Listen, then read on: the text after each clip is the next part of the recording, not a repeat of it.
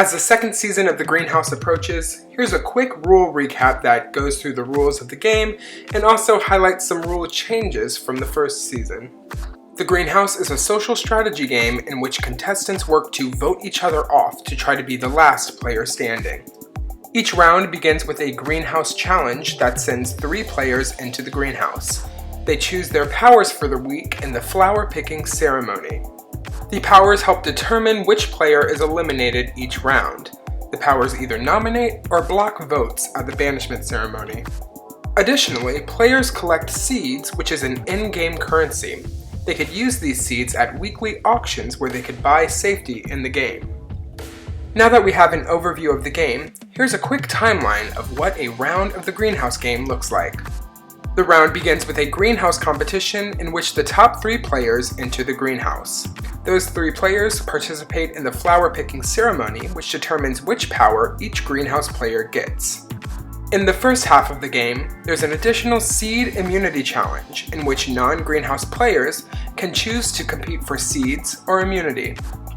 Then the Sunflower and Rose from the Greenhouse nominate 3 players for banishment. After nominations, players participate in an auction where they can trade seeds with one another to try to buy safety. I'll go through the items up for auction later. After the auction, the remaining nominees are voted upon by the non-Greenhouse players and the Tulip. After each banishment, the cycle repeats itself. Players who are in the Greenhouse are allowed to compete in the next week's Greenhouse competition. The 3 powers in the Greenhouse are the Sunflower, Tulip, and Rose. The Sunflower nominates first at each nomination ceremony. That player names 2 players for eviction. The Sunflower's nominees each receive a seed. The Rose nominates a 3rd player for banishment after the Sunflower at each nomination ceremony. Additionally, the Rose breaks ties at banishment votes. Last is the Tulip. The Tulip blocks 2 players from voting. Those players then bank those votes for later use. The Tulip is only in play for the first half of the game. Here's a quick video showing how the Greenhouse players distribute powers in the flower picking ceremony. Excuse the grainy video quality, I had to download this from an old file because I no longer have the original file of this video. So in this hypothetical situation, we just did the first challenge of the week. Bob came in first, Holly came in second, and I came in third. Flop. So the way it works is it starts with the 3rd place finisher and works its way up to the 1st place. So I go first. I would like to have Tulip because I don't want to nominate anyone this week and it's just a safe move. Holly will go next. I am going to snatch the Tulip. Okay, so Holly steals from me, and once that you're stolen from, you have to choose something that has not been picked yet. So I'm going to choose the Rose. Bob goes last. So Bob also steals from Holly, and Holly must pick the Sunflower because she can't re-steal after being stolen from. So in this situation, Bob would be Tulip, Holly would be Sunflower, and I would be Rose. That's how it goes. Before the top 10, each round, non-Greenhouse players can compete for seeds or immunity. Players have a minute to choose whether they are competing for seeds or immunity. This decision is public, and the players in the Greenhouse can see what the non-Greenhouse players are competing for. So, for example, if a player is competing for immunity, they probably don't feel safe with the players who have nominating powers. The winner of the immunity challenge is safe from nominations, and the winner of the seed challenge wins 2 seeds. The weekly auction occurs after the nomination ceremony each week. The currency of the Greenhouse game is seeds. Every player starts with 1 seed, and the seeds can be freely traded. Additionally, seeds can be found in various seed hunts that might send players on various puzzle-solving adventures around the yard. They may also be some kind of competitive ice-breaking challenge. Players will be faced with several dilemmas throughout the season that will allow them to potentially earn more seeds. Additionally, the Sunflower nominates 2 players who receive seeds each week, and also the seed challenges allow a player to receive 2 seeds at a time. These are the powers that are up for sale.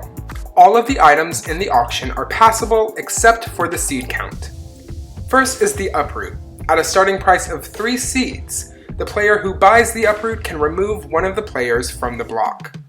The player who buys uproot does not have to use the uproot, and the uproot is restocked at the start of every round. The uproot that is purchased only counts for the round in which it is purchased. It cannot be carried into future rounds. Next is the green thumb. The green thumb allows a player to replace one of the winners of the greenhouse competition. The power must be used directly after the greenhouse challenge. The user must be the person doing the replacing. So, if the holder wants to see an ally enter the greenhouse alongside them, the user must then pass the green thumb to that ally for the ally to use. Next, at a price of 5 seeds, is the drought. Whoever wins the drought has a one-time decision of whether or not the tulip will be removed from the game completely.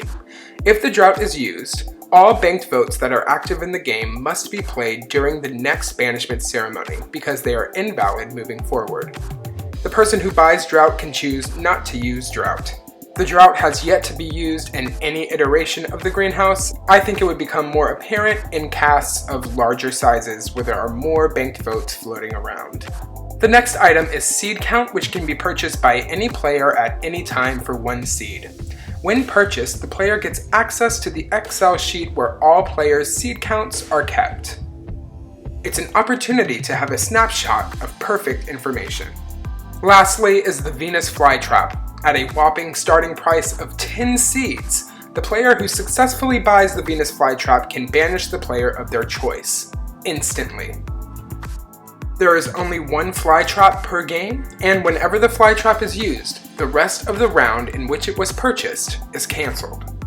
Remember, these are all starting prices except for seed count. Whenever someone bids on an item, other players are allowed to pool their seeds to try to outbid other people. So for example, if a target is trying to go for uproot to save themselves, a majority alliance could potentially pool their seeds to buy uproot and keep the target from buying it.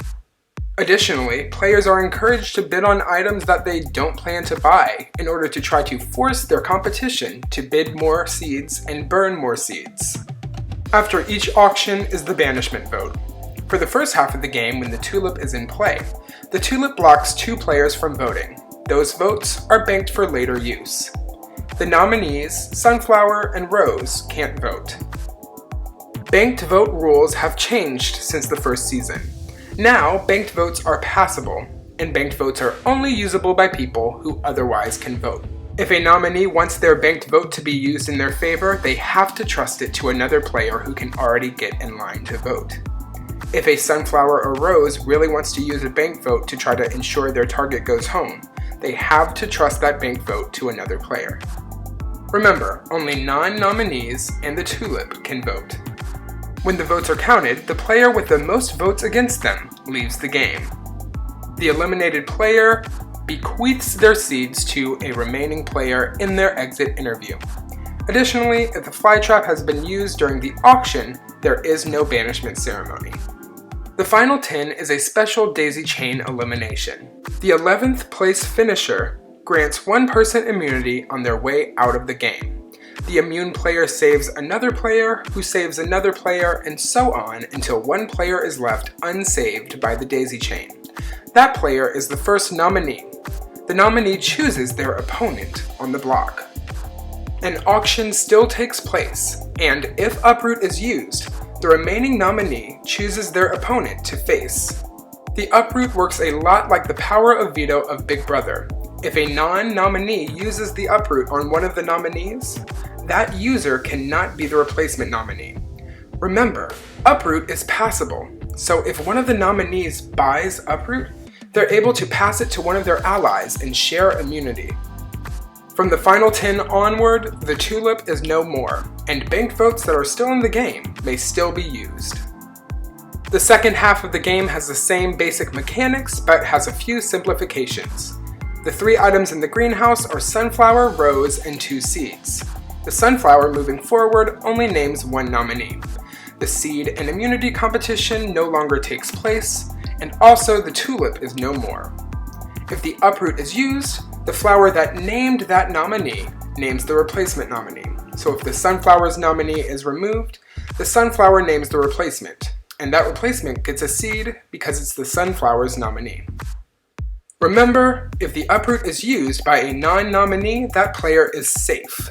So, allies are able to share immunity potentially by making sure a non-nominee receives the uproot to use.